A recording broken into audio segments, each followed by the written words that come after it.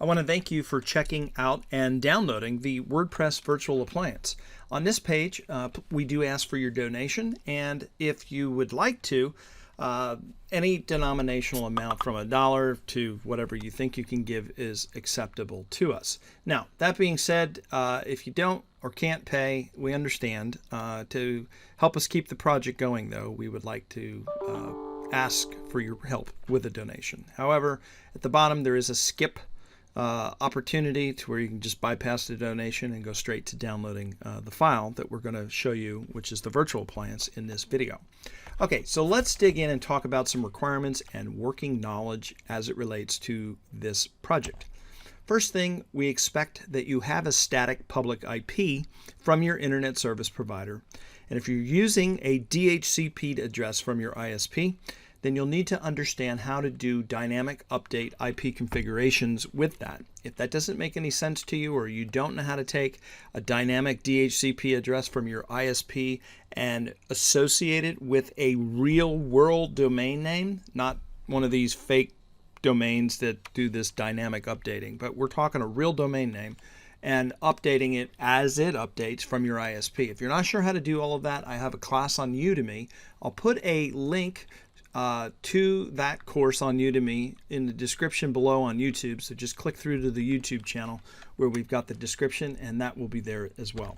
Okay, the other thing that you're going to need to have is a static IP internally.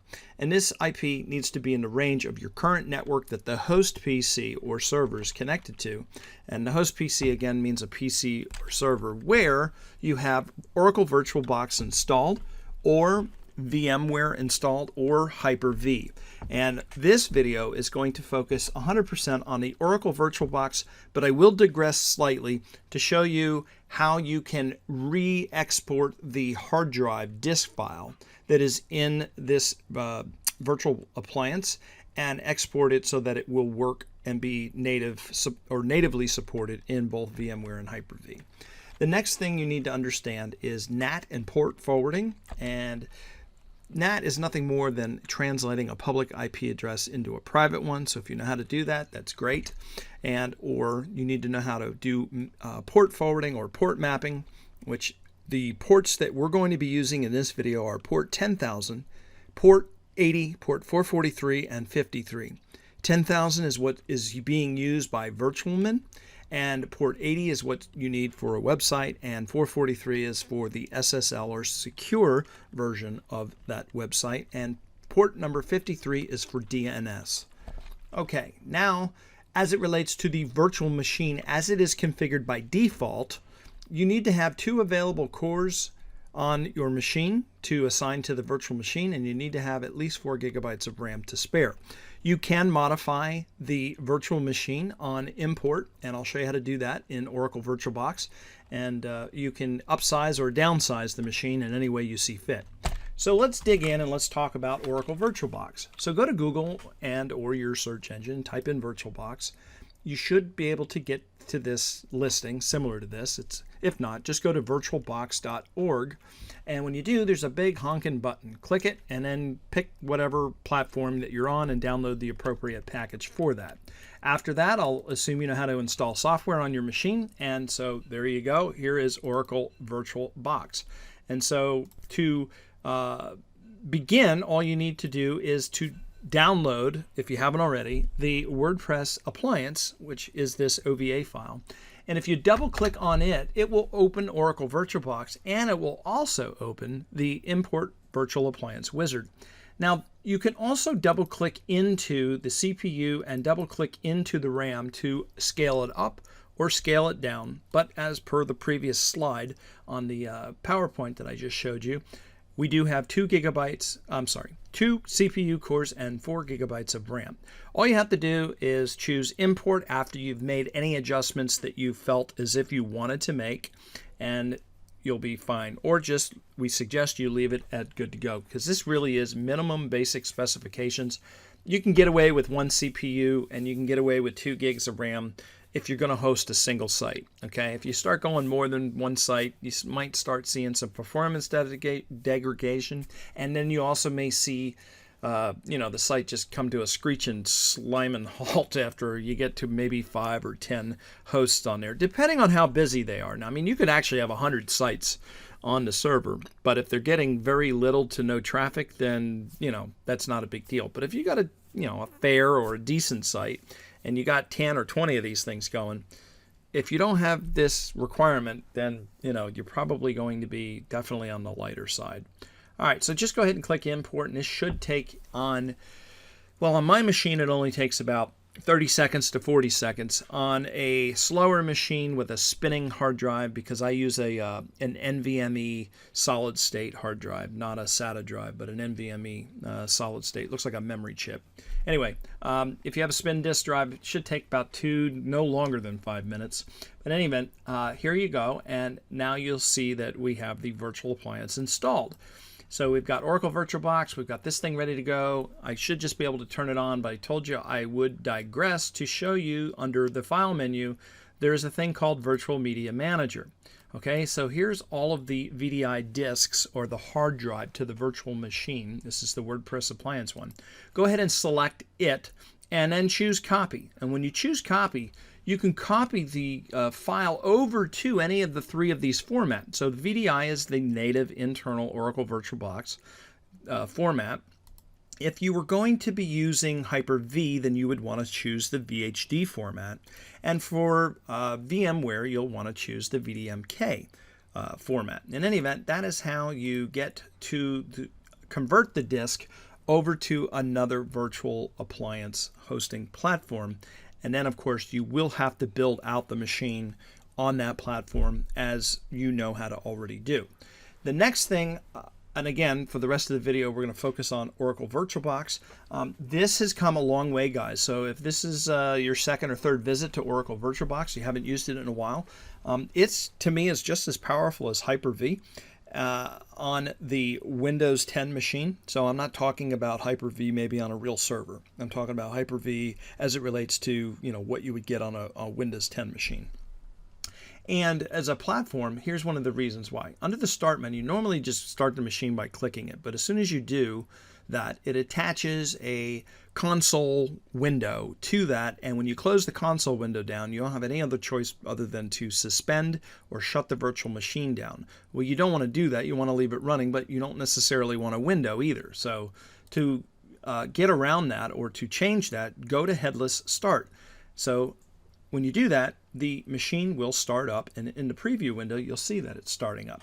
And it's now running. It's running in the background. I can shut down the Virtual Machine Manager from Oracle VirtualBox, and if I open it again, I can still see that it's running, but I can't interact with it at the console level. To interact with it and connect a console, all you do is double click on it, and it will pop open the traditional window and console, and when I decide to close it down, I get a 4th new option because I started it in headless mode, and it just says, I can either shut it down with the 3 other options, and the new option is continue to run it in the background. So long as I choose that, it continues to run. I can close it, and life is good. So you can do that with multiple machines. There's a command line. You can write a script, and you can actually have it start when Windows starts by just writing a simple one-liner script. And I'll let you go to the Oracle VirtualBox documentation to see how you can do that, or leave a comment in the comment box below on YouTube, and I'll maybe respond to that if folks don't know how to do that. All right, so this being said, let's go ahead and connect to the virtual machine, because now we're going to get started and set up this appliance, which is pretty exciting. The login is root, and the password is a temporary default password, and everybody's going to have to be forced to change this as soon as you type it in. The password's demo, D-E-M-O. All of it is lowercase. So again, lowercase D-E-M-O, and then go ahead and log in. And now you're required to change your password immediately. So read the prompt carefully, because it's asking once again for the current password, which we know is demo. So type in D-E-M-O, press enter. Now we need a new password. So I'm going to put that in. And now I am good to go. So we've logged in, we've changed the password. This is the first step. We're done. Now what we need to do is configure the rest of this in the browser using a graphical user interface. This is about as much as you're going to use the console here, guys. And there's one last command to type so that we can get to the IP address, because The IP that is currently assigned here is dynamically assigned to us from our network. So to get that, just type in IP space adder, ADDR, abbreviation for address, okay? And if we look up from the fourth line to the bottom, we'll see the line that begins with inet, and then it goes 192.168.254.70/24. So if we type that into the browser minus the /24, we should be able to go ahead and get there. 192.168.254. I think it was it 70? Yeah, 70. And we need to use port 10,000 because that is where the port is for accessing the web administration side called Virtualmin. And we will get an error, which is expected, and I wanted you to see this because in order to access this, you have to access it on HTTPS. So if we go ahead and do that, I'm going to click through, but warning, we're going to get another error. It's expected. It's just telling us that the SSL certificate is no good. Just click on Advanced to get to this line, and then you want to click Proceed. Now we are in there, and we're going to work on fleshing out and finishing up the server, giving it a static IP address, changing the host name to something appropriate. And I've already configured everything on my DNS, and so because that's ready to go on the DNS external to this server, all of this is going to go ahead and work. I've already punched holes in my firewall, so these are all good to go. Your IP address settings are going to be different from mine, so get ready to substitute what you see me put in with something that applies to you. So to log in here, we also use root, and we're going to use the new password that we just changed it to from the previous step. And now that we're in, we have this post-installation wizard that we need to do, but we can't do it just yet. We need to go and make some changes to the server. So let's talk about the interface very quickly. If you've never seen Virtualmin before, there are two primary tabs, this Webmin tab and the Virtualmin tab, which is the default tab that you should be seeing when you log in to the system that you just saw me do. Virtualmin is a replacement for cPanel. It's open source, it's free. This is why we're using it in the appliance. You don't have to pay for it. They do have paid support versions of this, so definitely consider supporting the folks at Virtualmin because this is fantastic software, guys. And we also have the Webmin side. So this is the graphical user interface, or where administrators will come to administer their server. And one of the things that we want to administer here is the host name, the IP address, and all things network related. So guess where that is going to be stored under? Networking. And then what do we want to do? We want to configure the network, so it's under network configuration. So one of the things that we're going to do is we're going to plow through the network interface, assign a static IP. We're going to go into the routing and gateway and put in an appropriate gateway. We are going to change the name of the server, its host name, and we're going to use a fully qualified domain name for that. And then we're going to jump over into one of the servers for mail, and we're going to configure that with the same host name that we've configured here.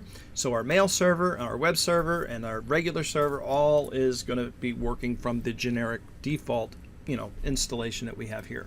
So starting with network interfaces, we're going to focus on these two tabs that may confuse most of you. What you need to really understand is that on this particular screen, the only thing you need to be concerned with for configuring is activated at boot. We already know that right now it's on a DHCP, so we don't care about that. We just want to make sure that every time it boots, this is the standard configuration, right? So we're going to have to click into this network card to get to the settings. And as you can see right now, it is from DHCP. We need to change this over to static. And I'm going to put in a static IP that is relevant for my network. You need to put in what is relevant for your network. So I'm going to use this. Oops, actually, I don't know what I'm doing here myself.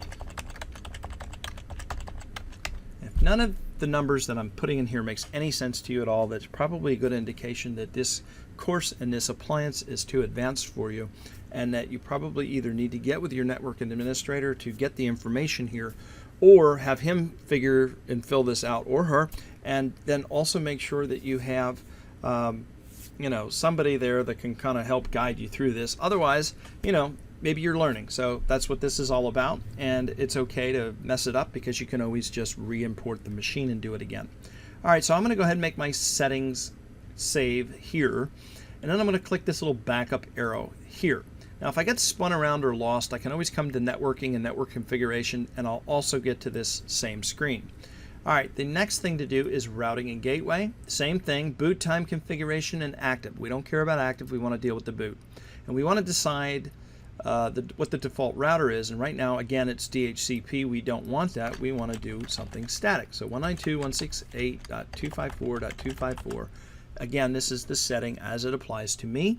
Everybody should still have the same interface card because this is part of the virtual machine, and it is ENPOS3. So that being said, this is now said and done, and we need to go in and change the host name. So I'm going to change it to a fully qualified host name. So WPA stands for WordPress Appliance. That's WPA. You can change it to Web01 or Web1 or whatever you want to call it, right? But excuse me, the rest of the site needs to be configured for a real host name that exists out there on the internet. So I'm going to choose @home hosting because that's the domain name .com that I'm using for this particular server and what's pointed to my IP. And anyway, that's what I'm using here. You should use whatever you have that's available and properly configured. All right, so that is there. I'm going to copy this out. And now I'm going to go ahead and save this information. And now that that's done, what I need to do is come over here to servers. And I think this is where I'm supposed to be. I'm looking for Postgres. Postfix, actually. Okay, so into Postfix mail server, what we need to do is go into here, and I believe it's under General Options. And what we need to do is come down here to where it says Internet host name of this mail system. Okay, right now it's configured with this internal placeholder, localhost.lan. We need to replace that with this item that we have on a clipboard, which is the fully qualified domain name that we just changed it to in the previous screen. If we don't do that, then the mail server is not going to work with the server, and you won't be able to get mail. And I don't have the appropriate DNS records for mail.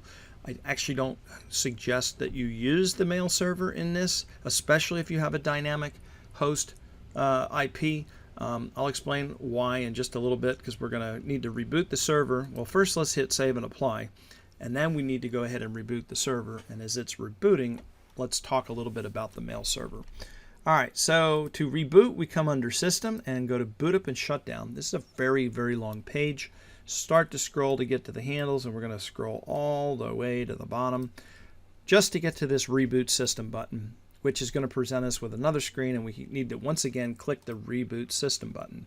All right, I'm going to go ahead and close the browser, and you can see at the console now that we are actually rebooting. And what we're going to do is we're going to connect to the system in our browser on the fully qualified domain name that we had configured the system to answer to. And if everything is configured properly, you guys should also get to this screen. Now, I'm going to leave this just like this, and I'm going to put in port 10,000, and I'm going to get to a screen that is going to be not the right screen. And I think some of you actually might get here, not all of you, but if you get here, I need to explain the nuance. Okay, so here you go. You get to this screen. Lo and behold, everything looks good, but notice that I'm at HTTPS, right? If for some reason Chrome or your browser doesn't kick you over to HTTPS and you get to HTTP, notice I use the fully qualified domain name in the URL, but the helper text here is trying to get me to go into the IP address of the server. I highly suggest not using this for configuring the server. You want to use the actual fully qualified domain name because it will let you know if things are working or not working as you expected them to. So to fix that, just make sure you type in https:// and hit enter so that you get to the screen. Now you're still going to get this warning about the security error and you're going to have to bypass it, but don't worry, we're going to fix all of that in just a few moments. So now I'm going to go ahead and sign in with root and my password, and with any luck I should get in, and I do. And so now I'm at the installation wizard, which is where you're going to be, and now we're finally ready to do this because we've already configured the server. Now we're just ready to finish up with the wizard. So we're going to click next. All right, so on this screen, preload Virtualmin libraries. Obviously, all of this is discretionary. You can choose whatever you want. I'm going to try to give you the best settings and why.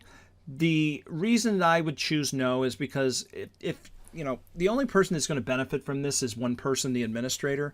I would rather have more memory allocated towards my server and my customers and or my sites, and I think that it's just better to leave this off. However, if you've got plenty of RAM, maybe you assigned 8 gigs to the virtual machine, then flipping the switch to this, yes, is not probably much of a big deal. However, run email domain lookup server, I'm going to choose no. So let's talk about the mail a little further. Because of the DHCP IP address, if you're going to run a mail server behind one of these, know that most of your email that you send from the system, from this server, is going to wind up in people's, or the recipient who you're sending to, their spam folder. There's a list out there that email admins know about, use, and subscribe to, and those lists have a range of IP address numbers, and any IP address falling into the realm of a DHCP IP address range from an ISP pretty much means that something is not real. It's not a real company, and somebody just set up a spammy or an ad hoc mail server, and that's usually never a good sign, and not to accept mail from it. So that's why running a mail server from this without a static IP from a business account from your managed or internet service provider is bad news. Okay, so if you're running a real company, if you're running it, and say at Linode or AWS or Azure or something like that, and you've gone through the rigmarole and the hoops of making sure that you've explained your use case why you want to send mail, because they don't want you sending mail either, because their IPs get damaged, and they want to make sure that they know who is sending mail from their virtual machines. And if you do send mail, they're going to watch you like a hawk, and so they're going to put you through, literally, excuse the French, hell, to get you to just experience as much pain as possible before they'll let you send mail.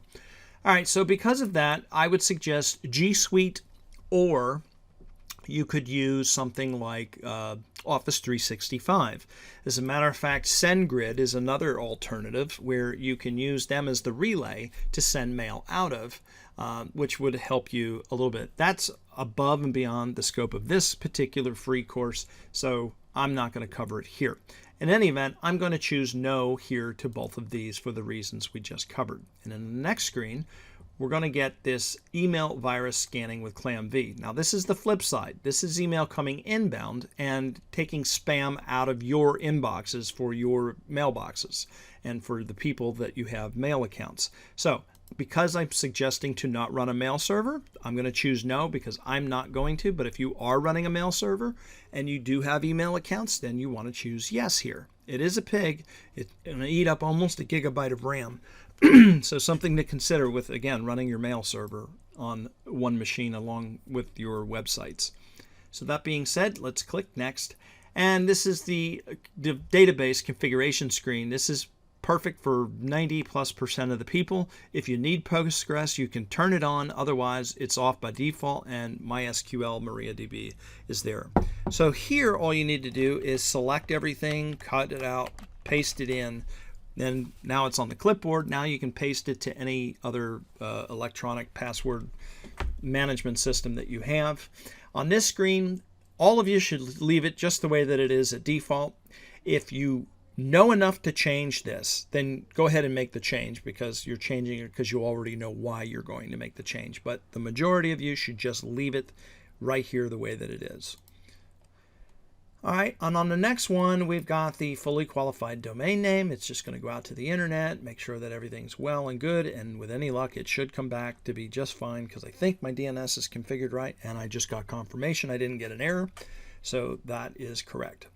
Just to show you what would happen if I did have that wrong, I'm going to take off the com and make it co, and it should fail, and it does. So if you get this yellow bar warning it can't work, it doesn't work, whatever, know that it's because your DNS isn't set up properly or it's missing. All right. This is the screen that you want to see, that you should see, and you need to make a change here, because I can't strongly encourage you enough that you only want to store hashed passwords. You don't want somebody hacking into your server, and if they get to that level, you don't want them easily getting and finding the password. So change everything to be stored in a hash. Okay. Again, your choice, your preference, but this is the most secure option. With that being said, we are now presented with this screen, and this screen is a problem at this particular point of the installation wizard, and I'm not going to explain it here, but I'm going to make reference to that in just a few moments. So choose no here, and we can rectify and fix all of this in just a moment. So now with the next and final screen, we are all done. All we have to do is click next to complete. And you should, and I can't encourage you enough to click the recheck and refresh, otherwise you're going to have problems if you don't. So it's going to go ahead and do that. Notice that I've changed the IP address, and it's different from what it had stored originally to what we changed it to. So there's number one reason that you needed to run this. And everything else is done and looks good. So let's rectify this problem and update the incorrect IP address by clicking that button and then just clicking Change Now. And that being said, everything is now tidy. You are now 100% good to go. Your server and appliance is configured, and you're now ready to begin hosting websites. All right, so to begin, let's go ahead and create our first virtual server. So notice the domain name, wpa.athomehosting.com. Okay, so we're going to create a virtual server with the domain name of, and we don't need any of this junk in here. I'm going to remove WPA, and I'm going to leave athomehosting.com because that's what it should be. And I'm going to, have the generation of a new password here, and I can click on here to copy it out. Now this is something that I can use to log into the control panel as this hosting account user, and I won't get any server level information. I'll only get information about my virtual server, virtual account. So this is great if you want to hand this out to one of your clients. Okay, so that being said, let's just say you've copied this all out. Let's come over here to advanced options. All of this should remain the same. Everything in here is mostly okay, but you do want to change this tick box and put a tick in the tick box for SSL. And you want to remove accept mail for domain, and you don't want this setup spam filtering, and everything else looks good, but those two need to be unchecked, and we need to check this other one over here. So with that being said, I am now ready to click create. Now if you want to accept mail for the domain and you want to have spam filtering because you did the ClamV install, then go ahead and leave these on. This is only if you agree with me and you're not going to host a mail server, which I'm not. But if you are, then these need to stay checked, okay? So I'm going to create the server, and with any luck, it's going out and doing its thing, and we should have had no problems at all with the creation. It doesn't really take, but I think about 30-40 seconds really on average. So everything's done and applied. It's now restarting the services. It'll restart the mail server, the web server, and all of that. And then once this is done, we'll need to go ahead and change information for the SSL. All right, so it is now requesting a certificate for at-home hosting and all of these other ones. Okay, so this is why we didn't do the wizard. Okay, and it's because of this right here. It's trying to go out and get a SSL certificate for this domain, and this domain, and this domain, and this is a problem. So how do you fix that? So that's pretty easily rectified as well. The first thing that we're going to need to do, actually it says it's still requesting the certificate. It's not done yet, but it's going to fail. So I think this part, if I'm not mistaken, because I usually have mine configured properly, but it does take a little bit of time to resolve. So I'm just going to pause the video. Anyway, as you notice, we got all these errors because of the problems that exist. And the real reason for that, if all of this looks like Greek to you, is because we don't have A records established for all of the names that it's going to go out and do the DNS for, or A records created. So I'm going to return to the virtual server detail. Come on, let's go to the list. It doesn't want to play nice with me. I'm going to go ahead and refresh the screen.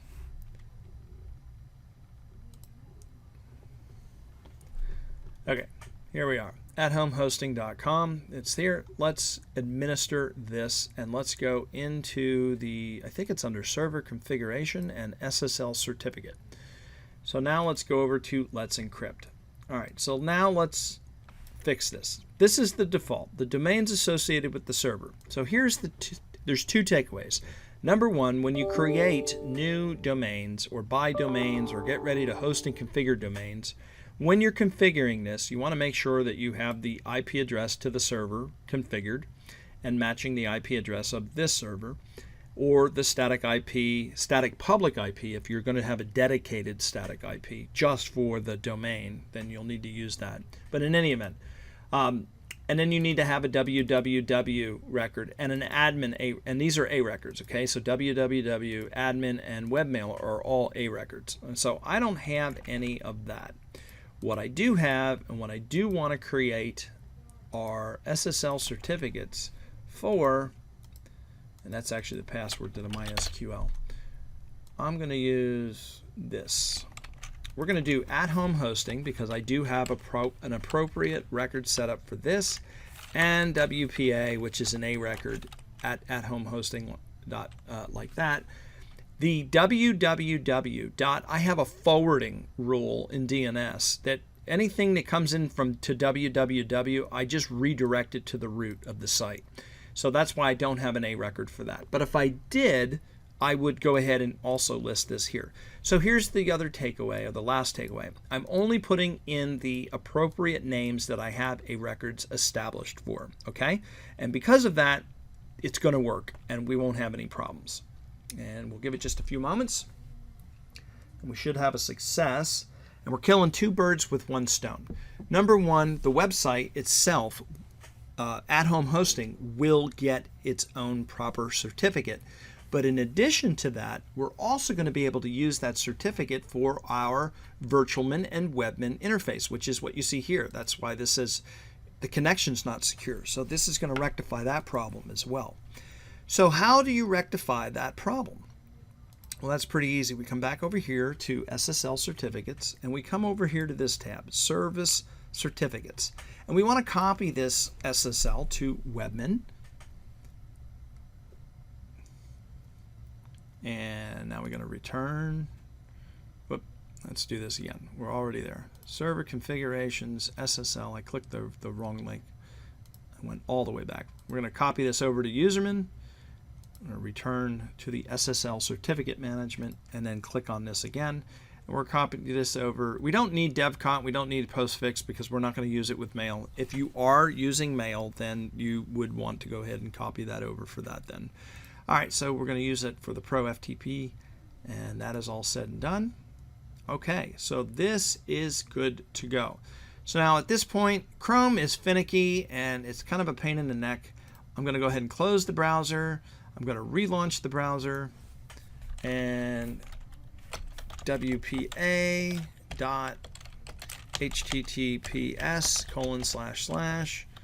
we're going to do :10,000. Copy all of that out. So http://wa at home. Oh, that's why I got double colons. XD. Okay, now it should work. Okay, and it does, and we have the appropriate connection is secure padlock. So now we've resolved the issue with the SSL, and I can log in here just to show you that.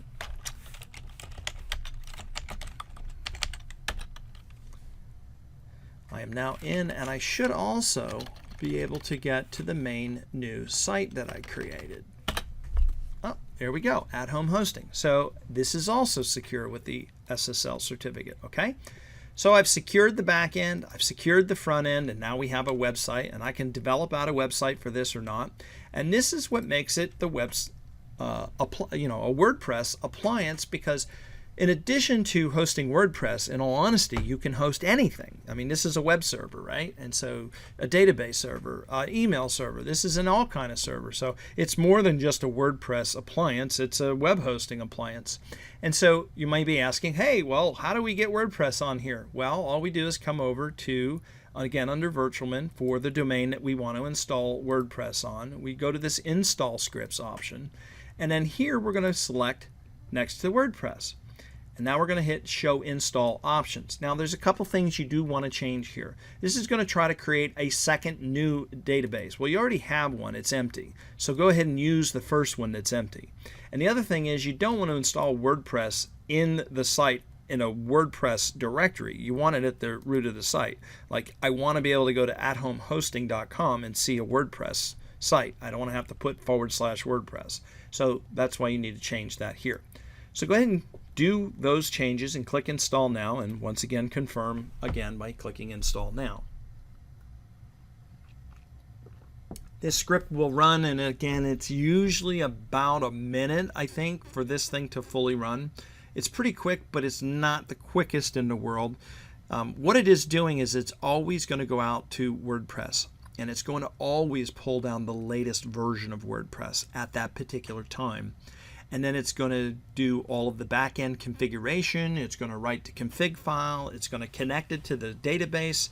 So everything is good to go. There's nothing else left for you to do. And so this is done. The script is done. If I come over here to the page and refresh this, this will go away, and I'll get stuck into the normal traditional WordPress install page. And at this point, we've got WordPress installed, and now we just treat it like any other WordPress site. And so from here on out, any new domain that I want to add to this server, I just come up here to create virtual domain. And I give it the name, and I fill out all of this the same steps. I can do that again and again and again. And then when that's created, this will turn into a drop-down menu up here. I pick the domain, I go to Install Scripts, and I can install whatever I want to do. Additionally, I can create subservers of at-home hosting. I can create aliases. So if I didn't want to do at-home hosting, maybe I bought 2 or 3 or 4 or 5 or more domain names, I can assign an alias to this existing site, and this site will respond and answer on all of those domains just as if it's its own separate site. So I have essentially many names going to one physical website. Anyway, lots of power in all of this. This is Webmin with Virtualmin, and this is our virtual appliance, customized a little bit for Dave's WordPress. I'm Dave for Dave's WordPress. That's it for this video. We'll see you soon.